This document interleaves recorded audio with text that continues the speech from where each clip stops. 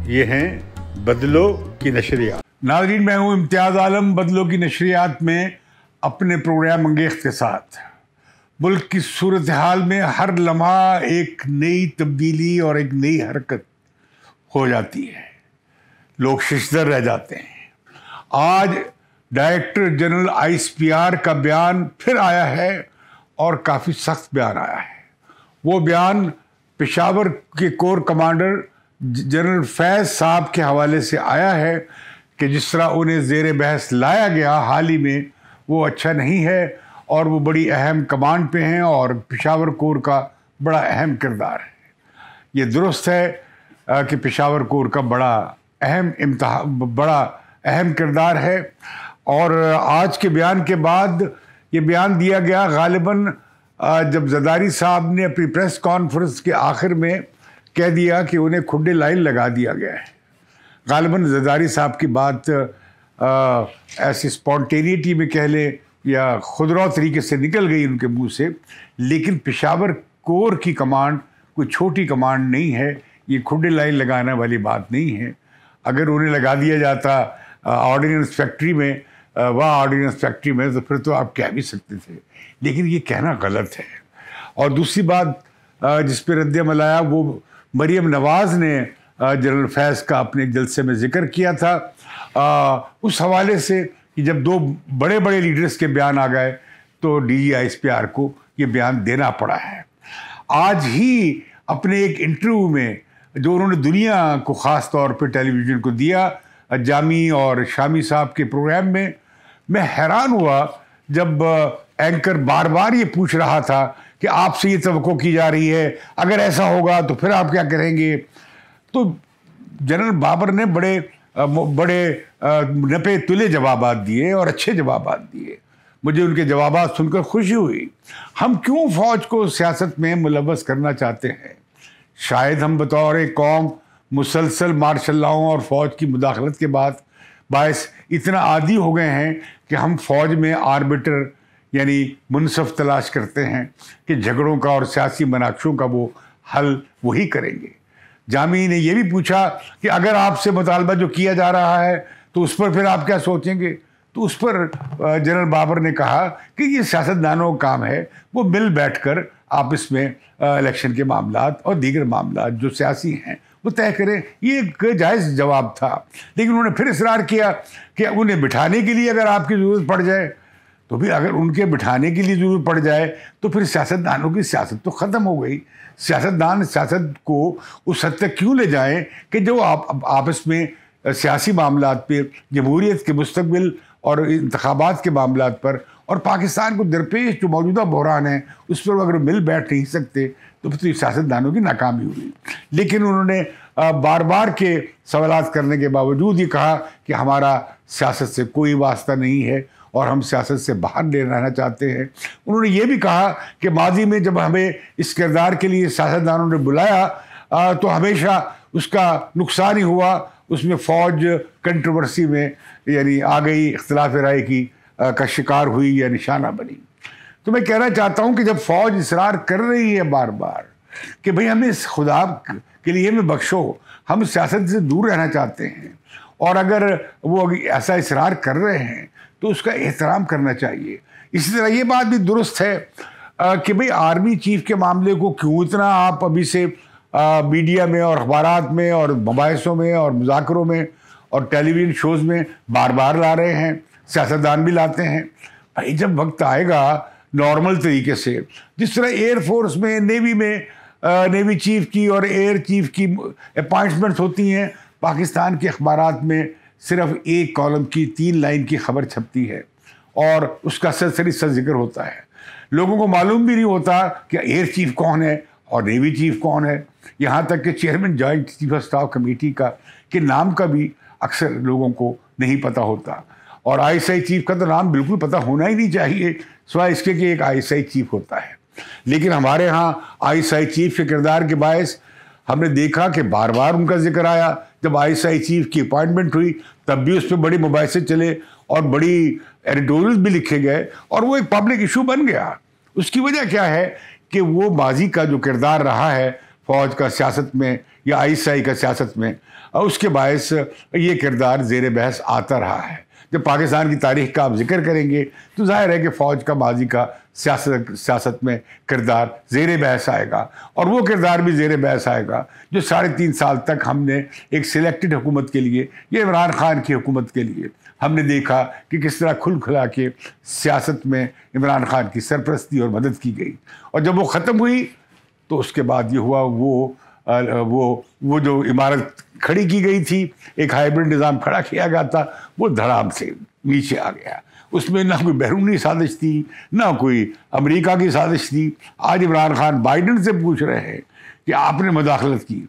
Biden को तो मेरा ख्याल है इसकी खबर भी नहीं होगी। और एक दफ़ा मैंने देखा कि वाइट हाउस की नुमाइंदे ने कहा कि ये क्या मामला है, मैंने सुना नहीं कि इमरान खान को टेलीफोन नहीं आया। तो आप कहाँ की बातें ऐसी, आप जो है इस मसले को कंट्रोवर्सी बनाना चाहते हैं अपने खबरों में रहने के लिए।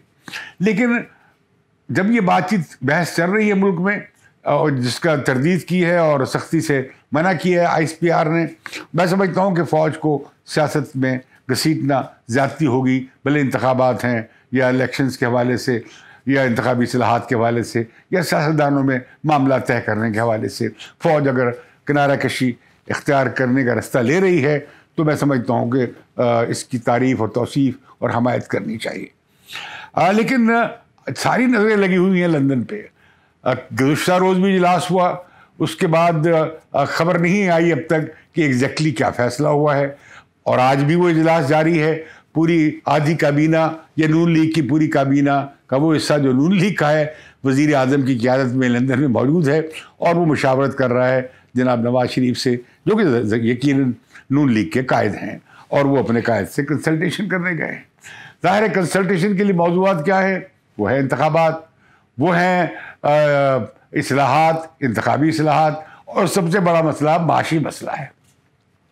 लेकिन इस सारी जो लंदन यात्रा है उसकी हवा निकाल दी आसिफ अली जरदारी साहब ने अपनी गुज़श्ता रोज़ की प्रेस कॉन्फ्रेंस में। उन्होंने कहा कि उनकी बातचीत हो गई है नवाज शरीफ साहब से, और वो मुत्तफिक हैं कि इंतखाबात का ऐलान होगा, इंतखाबात होंगे इंतखाबी इस्लाहात के बाद, नैब की इस्लाहात के बाद।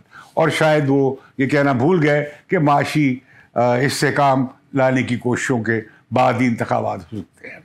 गालिबन वो ये कह रहे हैं अगले 5-6 महीने तो आप इंतखाबात की बात न करें, उसके बाद ही इंतखाबात की तारीख के बारे में और वक्त के बारे में सोचा जा सकता है।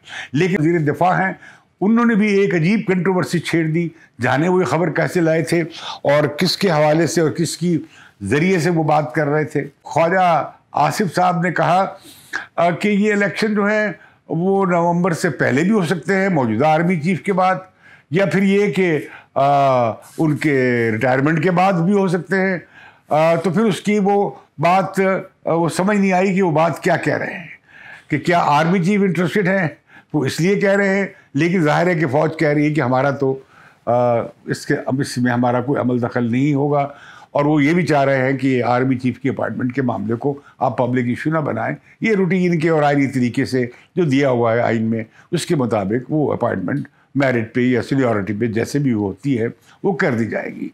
इसे इशू ना बनाया जाए। ये भी मैं बात समझता हूँ कि दुरुस्त है कि जिस तरह एयर चीफ की अपॉइंटमेंट पे या नेवल चीफ की अपॉइंटमेंट पे कोई पब्लिक कंट्रोवर्सी नहीं होती, लेकिन आर्मी चीफ की अपॉइंटमेंट पे सालों महीनों पहले एक स्पेकुलेशन शुरू हो जाती है जो नहीं होनी चाहिए। अच्छा, अब लंदन में क्या होने जा रहा है? नवाज शरीफ साहब ने एक बात तो वादा कर दी है। उनकी एक बात तो इससे पहले कि लंदन से वादा होती है जरदारी साहब कर चुके हैं। जरदारी साहब कह रहे हैं कि इंतखाबी इस्लाहात के बाद और दीगर इस्लाहात के बाद, नैब के कानून में इस्लाहात के बाद ही इलेक्शन की तरफ जाया जाएगा। जरदारी साहब ने ये नहीं कहा कि इलेक्शन कब होंगे। असल बात यह है कि इलेक्शन की तारीख वो गालिबन वो भी लंदन में तय नहीं होने जा रही।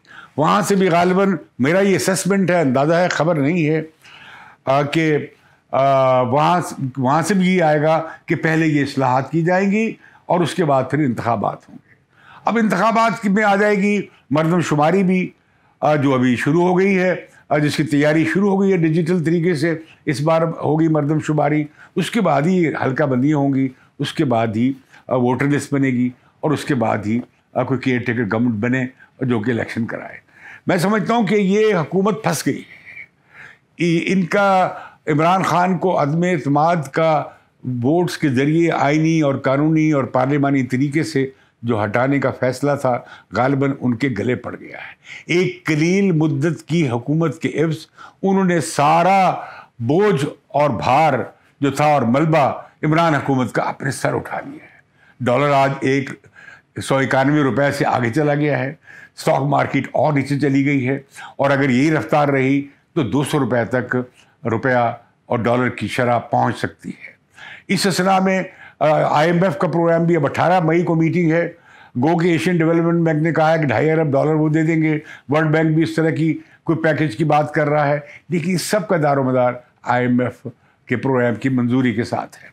लेकिन IMF की प्रोग्राम की मंशूर की बहाली के हवाले से फिर उन्होंने अंदिया दिया है कि जो आपने ये जो तेल की और गैस की कीमतें नीचे रखी हुई हैं और आप सब्सिडाइज कर रहे हैं, ये आप नहीं कर सकते क्योंकि आपका खसारा पहले ही बजट खसारा 5600 अरब रुपए। मैं हैरान हुआ, शौकत साहब का जो पुराने साबिक वज़ीर ख़जाना है कि जी 2500 अरब रुपए खसारा है। 2500 अरब कहाँ है, वो 5600 अरब के करीब पहुंचा है, बल्कि मुमकिन है इससे ज़्यादा हो जाए। इसी तरह करंट अकाउंट डेफिसिट भी बहुत ज़्यादा होने जा रहा है, को 19 अरब डॉलर के करीब कहते हैं, और तिजारती खसारा 45 अरब डॉलर तक पहुंच सकता है जून तक। तो मैं समझता हूँ कि ये कोई हालत मईशत की अच्छी नहीं है। अब इसमें सवाल ये है कि 4 महीने अगर आप इलेक्शन में गुजार देंगे तो मईशत तो तब तक लगता ही है कि ब्रेक डाउन हो जाएगा, और केयर टेकर गवर्नमेंट जो होगी वो मईशत का कुछ मसला हल नहीं कर सकती। यकीनन सियासी बहरान बहुत ज़्यादा है, लेकिन उससे कहीं बड़ा और खौफनाक माशी बहरान है। हमें ज़रूरत है अगले चंद दिनों में, महीनों में नहीं, और ज़्यादा 2-3 हफ्तों में कि मईशत के बारे में एक वाज़ा पॉलिसी सामने आए। अभी तक 1 महीने से ज़्यादा इस हुकूमत को हो गया है, अभी तक इसकी कोई पॉलिसी सामने नहीं आई।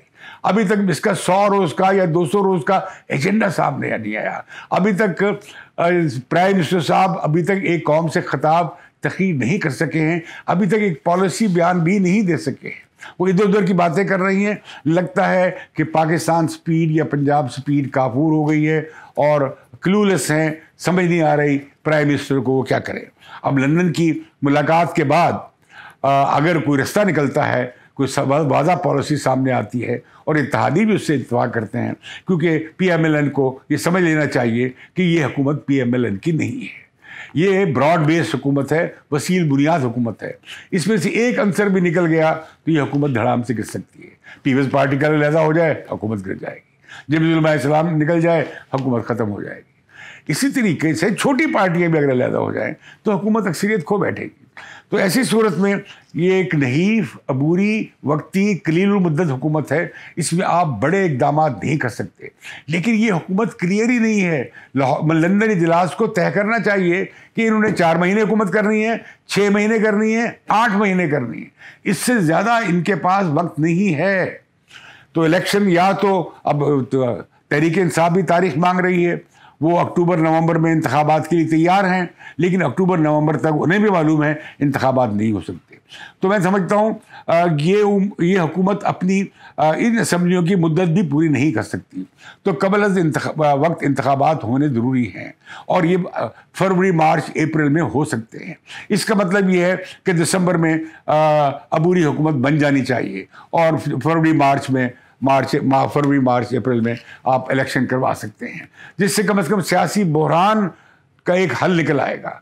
इस दौरान में जो वक्त है, जितने भी आपके पास 7 महीने हैं, 6 महीने हैं, 7 महीने हैं, इसका प्लान सामने आना चाहिए। लंदन इजलास अभी जारी है। जब मैं आपसे बातचीत कर रहा हूँ तो उसमें कम से कम 6 महीने का एक लाइन ऑफ एक्शन और प्लान सामने आना चाहिए। अब नवाज शरीफ इसरार कर रहे हैं कि आम आदमी पे बोझ नहीं डालना चाहिए, और लेकिन ख़जाने में पैसे नहीं हैं। ख़जाने में पैसे होंगे तो आप सब्सिडाइज कर सकेंगे, और इन्फ्लेशन है और अफराद ज़र है कि बढ़ती जा रही है, वो रुक नहीं रही। इस पर तहरीक इंसाफ के और उसके साबिक वज़रा को बगले बजाने की ज़रूरत नहीं है, बल्कि ये उनके लिए शर्मिंदगी का मुकाम है कि वो किस हालत में ये छोड़ कर गए हैं हुकूमत को। रुपया, उनके आखिरी रोज़ रुपया 179 रुपये था, 189, अब 191 रुपया हो गया है। ये उसी का तसलसल है। उनके जाते हुए जो ज़रूरी अशिया की कीमतों की जो थी महंगाई, वो जो थी अफराद के ज़रिए महंगाई, वो कुछ 26% थी।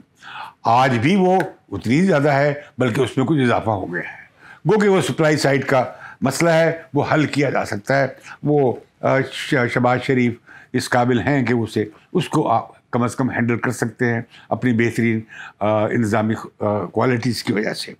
लेकिन एक और धमाका छोड़ दिया है, एक और इंकशाफ कर दिया है। आज बड़ी ज़बरदस्त तकरीर की है बतौर वज़ीर ख़ारजा के बिलावल भुट्टो ने, लेकिन उन्होंने ये भी कहा कि हमें धमकी दी गई थी कि मार्शल लग जाएगा। गालिबन उन्होंने इस तजज़िये की बुनियाद पे कहा है कि इमरान खान जिस तरह आखिरी वक्त तक ले गए, 11:15 बजे तक वो वोटिंग पे उनके स्पीकर तैयार नहीं हुए थे, जब अदालतें खुलना शुरू हुई थी तो डर था कि कहीं मार्शल न लग जाए, क्योंकि इस्लामाबाद में फ़ौज की डिप्लॉयमेंट की खबरें गो कि उनकी तस्दीक नहीं हुई, लेकिन खबरें थी कि फौज की मूवमेंट हुई है। तो डराया गया अपोजिशन को। अभी आज अंसार अब्बासी की रिपोर्ट सामने आई है जिसमें उन्होंने इंकशाफ किया है कि फ़ौज ने इमरान खान साहब को और 3 ऑप्शन पेश नहीं की थी, बल्कि ये ऑप्शन जो थी वज़ीर दिफा ने खटक साहब ने आर्मी चीफ को भिजवाई थी, जिसके बाद आर्मी चीफ और ISI चीफ की इमरान खान से मुलाकात हुई थी, जिसमें ये 3 के मुस्तफ़ी हो जाए, अदम एतमाद के वोट का सामना करें, असेंबली डिसॉल्व कर दें। वो उनके कहने पर अपोजिशन रहनुमाओं की पास ही बात लेके गए और वो उन्होंने मानने से इनकार कर दिया। अगर इतनी बड़ी साजिश थी तो इमरान खान असेंबलियाँ तोड़ने में क्यों तैयार हो गए? इमरान खान नए इलेक्शन कराने में क्यों तैयार हो गए? इमरान खान इस्तीफे पे भी राज़ी हो सकते थे। तो इतनी बड़ी साजिश हुई तो फिर इमरान खान ने इस्तीफे से तो इनकार कर दिया और अदम एतमाद का वोट का सामना करने को चूज़ किया, और उनके खिलाफ बड़े उनके मुनहरफ अराकीन के बगैर, PTI के MNAs के बगैर वो उनके खिलाफ अदम एतमाद का वोट भी हुआ और शहबाज शरीफ पे एतमाद का वोट भी हुआ। उसमें तहरीक इंसाफ के जो थे मुनहरफीन, उनका वोट शामिल नहीं था।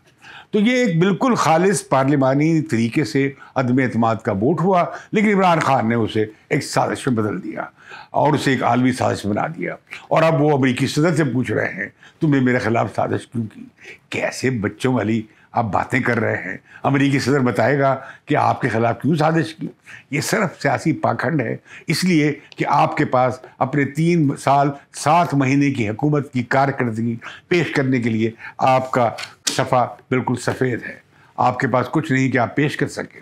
लिहाजा आपने एक सियासी ड्रामा रचाया, जिस तरह पहले आपने सियासी ड्रामे रचाए थे। आपने 3.5 साल गुजार दिए करप्शन के बयानिए में, फांसी लगा देंगे, जेल में डाल देंगे, इनसे पैसे वसूल कर लेंगे, वगैरह वगैरह। 3.5 साल आपने उसमें गुजार दिए। अब आप इलेक्शन कैंपेन भी इस बुनियाद पे लड़ना चाहते हैं कि आपके खिलाफ साजिश हुई। आपने कौन सा आइटम बम चलाया था? आपने कौन सा ऐसा नहर सुएज को मिस्र के जमाल नासिर की तरह कौमी आया था? आपने इलैंडी की तरह क्या काम किया था चीले में? आपने कोई ऐसा काम नहीं किया था। तो फिर आपके खिलाफ कोई क्यों करता? इसलिए आप ये कह रहे हैं ताकि आपके पास, क्योंकि आपके पास अपनी कारकर्दगी पेश करने की कुछ नहीं है। तो नाज़रीन, ये तो हमारी आज की बातचीत थी। अगला प्रोग्राम हम करेंगे कि लंदन में बातचीत में क्या हुआ और नवाज शरीफ ने क्या राय अमल तजवीज़ किया। लेकिन मुझे ये लगता है कि मखमसा बरकरार है। हुकूमत 4 महीने की होगी या हुकूमत 8 महीने की होगी, इससे बड़ा स्पेस या टाइम इस हुकूमत के पास नहीं है। बेहतर होता कि इंतखाबात की तारीख का ऐलान कर दिया जाए। पहले आप मार्च में करवाएं, पहले आप नवंबर में कराएं, लेकिन तारीख का ऐलान ज़रूरी है, क्योंकि सियासी बहरान का हल सिर्फ इंतखाबात में है।